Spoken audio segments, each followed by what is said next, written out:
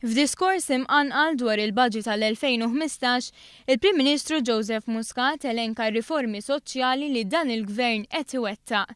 Riformi li huma sintomu ta' moviment progressiv li jrid joħloq pajjiż aktar ġust u liberali.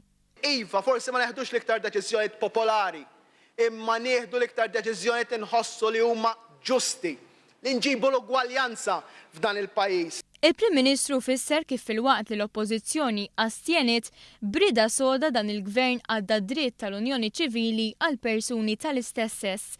Fl-istess waqt Muscat semma qatt ta' liġijiet li se jkunu diskussi fil-Parlament u li se jkomplu jagħtu aktar drittijiet.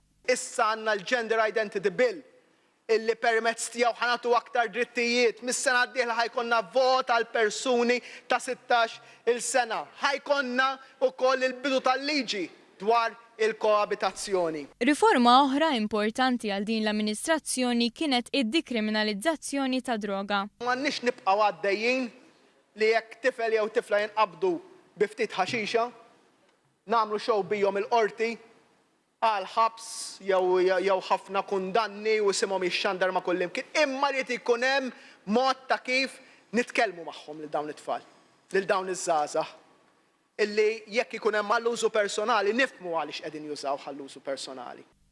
F'dan ir-rigward Muscat irrikonoxxa l-fatt li l-kannabis tista' tintuża bħala kura f'ċertu każijiet u għażiet li l-Gvern għandu jwitti triq sabiex fl-aqwa interess tal-pazjenti professuri jkunu jistgħu jiktbu din it-tip ta' mediċina mingħajr ebda xkil. Diħħa tkun riforma kbira, riforma li lesti li neħduha il-qudiem, riforma illi ħatamilna pajjiż aktar liberali.